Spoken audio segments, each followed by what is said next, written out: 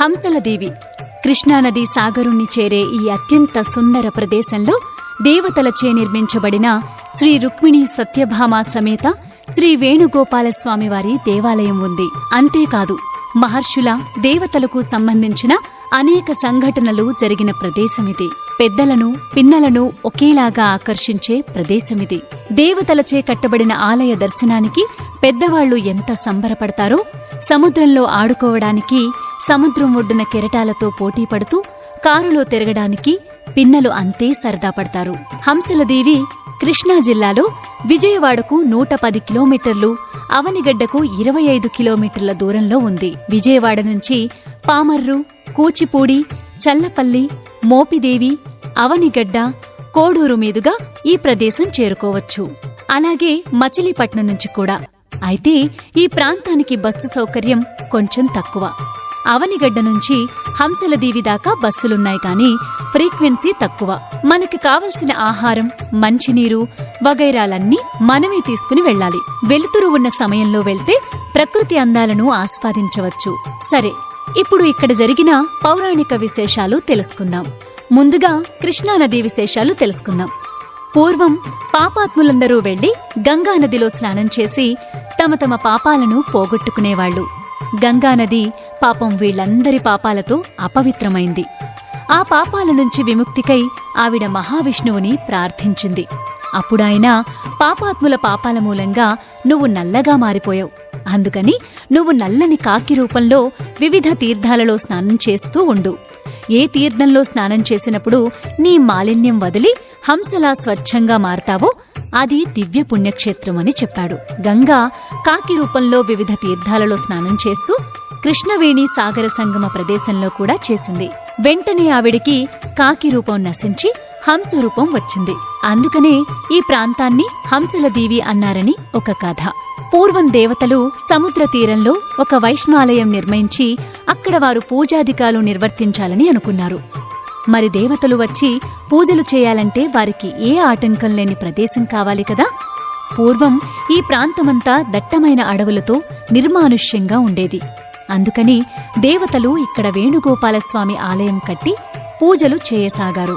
అక్కడ చాలామంది మహర్షులు, పరమహంసలు తపస్సు చేసుకుంటూ ఉండేవారు. అందుకని కూడా హంసలదేవి అనే పేరు. వాళ్లు అక్కడ ఒక యజ్ఞం చేయాలని సౌనకాది మహర్షులను ఆహ్వానించారు. వారందరూ వచ్చారు. ఆ యజ్ఞాన్ని చూడడానికి ప్రజలు ఎక్కడెక్కడి నుండో రాసాగారు. గోదావరి తీరాన నివసించే కవసుడు అనే మహర్షికి కూడా ఆ యజ్ఞం చూడాలనిపించింది. ఆయన బ్రాహ్మణ మహర్షికి శూద్రజాతి స్త్రీకి జన్మించినవాడు. గొప్ప తపస్సంపన్నుడు. అనేక మంది శిష్యులకు మోక్ష మార్గాన్ని బోధించేవాడు. కొందరు శిష్యులను వెంటబెట్టుకుని యజ్ఞం చూడడానికి వెళ్లాడు. ఈయన వెళ్లిన సమయంలో యజ్ఞం జరిగే చోట పెద్దలెవ్వరూ లేరు. శిష్యులు కొందరు కార్యక్రమ నిర్వహణలో నిమగ్నమై ఉన్నారు. వాళ్లు కవస మహర్షిని చూడగానే వేద మంత్రోచ్చారణ ఆపి కులభ్రష్టుడైన ఆయన రాకతో యజ్ఞవాటిక అపవిత్రమైందని అనేక విధాల దూషించి అగౌరవపరిచారు. కవసుని శిష్యులు కోపంతో వారించబోగా కవసుడు వాళ్లని అడ్డుకుని అక్కడి మునులకు క్షమాపణ చెప్పి దేవతలు నిర్మించిన వేణుగోపాలస్వామి ఆలయం ముందు నిలిచి విచారిస్తూ కృష్ణస్తోత్రాలు చేయడం మొదలుపెట్టాడు. అప్పుడు జరిగిన విచిత్రమిది. నిర్మలంగా ప్రవహిస్తున్న కృష్ణానది ఒక్కసారిగా ఉప్పొంగింది.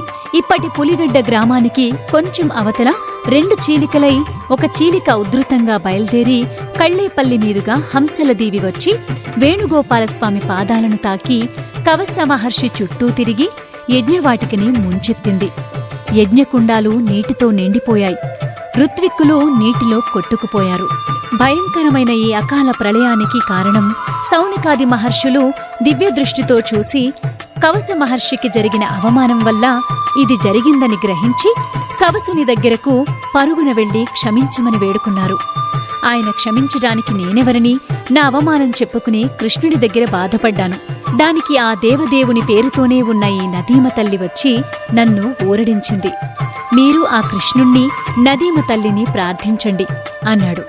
తర్వాత వీరి ప్రార్థనలు విన్న కృష్ణమ్మ శాంతించింది. కవస మహర్షి కోరిక మీద అక్కడ సాగరంలో కలిసింది. అప్పుడు కవస మహర్షి ఈ స్థలం చాలా పవిత్రమైంది, ఎలాంటి పాపాలు చేసిన వాళ్లైనా ఈ సాగర సంగమంలో స్నానం చేసి ఇక్కడ వేణుగోపాలస్వామిని దర్శిస్తే పునీతులవుతారు అని చెప్తుండగానే ఒక కాకి ఆ సంగమంలో స్నానం చేసి హంసలా మారి వేణుగోపాలునికి ప్రదక్షిణలు చేసింది. ఇది చూసిన వారంతా ఇక్కడ స్నానం చేసి వేణుగోపాలుని దర్శించి కవస మహర్షికి ప్రణమిల్లారు. కృష్ణమ్మ సంగతి తెలుసుకున్నాం, సంగమంలో స్నానం చేశాం. ఇక ఆలస్యమెందుకు, వేణుగోపాలుని దర్శించి ఆలయ విశేషాలు తెలుసుకుందాం. పూర్వం దేవతలు సముద్ర తీరంలో ఈ ఆలయాన్ని నిర్మించారని చెప్పుకున్నాం కదా. వాళ్లు ఒక్క రాత్రిలోనే ఆలయాన్ని నిర్మించారట. కోడి కూసే సమయానికి రాజగోపురం సగమే పూర్తయింది. అయినా తెల్లవారిందని వారు గోపురాన్ని అసంపూర్తిగా వదిలేసి వెళ్లిపోయారట. తర్వాత చౌళ మౌర్య రాజుల కాలంలో ఆలయ పునరుద్ధరణ జరిగినా అసంపూర్తిగా ఉన్న గాలిగోపురాన్ని అలాగే వదిలేశారు. ఇటీవల విజయవాడ శ్రీ దుర్గామల్లేశ్వర స్వామి దేవస్థానం వారు ఈ ఆలయాన్ని దత్తత తీసుకుని నూతన గాలిగోపురాన్ని నిర్మించారు. పురాతన గాలిగోపుర శిథిలాలు కొన్ని ఇప్పటికీ ఆలయ పరిసర ప్రాంతాల్లో కనిపిస్తాయి. స్వామి ఆవిర్భావం గురించి కథ. పురాతన కాలంలో ఈ ప్రాంతంలో ఆవులు ఎక్కువగా ఉండేవి. అందులో కొన్ని ఆవులు ఇంటి దగ్గర పాలు సరిగ్గా ఇవ్వకపోవడంతో వాటిని జాగ్రత్తగా కాపలా కాస్తూ ఉండేవారు. అవి వెళ్లి ఒక పుట్ట దగ్గర పాలు వర్షించడం చూసి గోపాలురు కోపంతో అక్కడ ఉన్న చెత్త చెదారం పోగుచేసి ఆ పుట్ట మీద వేసి తగులపెట్టారు. పుట్టంతా కాలిపోయి అందులో స్వామి శరీరం తునాతునకలైంది. స్వామిని చూసిన గోవుల కాపరి వెంటనే ఆ మంటని ఆర్పివేశాడు. అందరూ వచ్చి పుట్ట తవ్వి చూడగా ముఖం తప్ప మిగతా శరీరమంతా చిన్నాభిన్నమైన స్వామిని దర్శించారు. అది చూసి వారంతా సతమతమవుతున్న సమయంలో స్వామి ఒకరి కలలో కనిపించి పశ్చిమ గోదావరి జిల్లాలో కాకరపర్తి అనే గ్రామంలో భూస్వామి ఇంటి ఈశాన్యమూల గల కాకర చెట్టు కింద ఉన్న నన్ను తీసుకువచ్చి ఇక్కడ ప్రతిష్ఠించుమని ఆనతినిచ్చారు. ఆ విగ్రహమే ఇది. నల్ల శాసనపురాతిలో చెక్కిన విగ్రహంలాగా కాక నీలమేఘ ఛాయతో వెలసిల్లుతోంది. దేవాలయంపై పెద్ద రాతిదూలాలు అమర్చబడి ఉన్నాయి. ఈ ప్రాంతంలో కొండగుట్టలు కాని పర్వతాలు గాని లేవు. ఆ రాతిదూలాలను ఇప్పుడు తీసుకురావాలన్నా చాలా వ్యయ ప్రయాసలతో కూడుకున్న పని. మరి ఎటువంటి సౌకర్యాలు లేని ఆ కాలంలో వాటిని ఎక్కడ నుంచి తెచ్చారో తలుచుకుంటే ఆశ్చర్యం వేస్తుంది.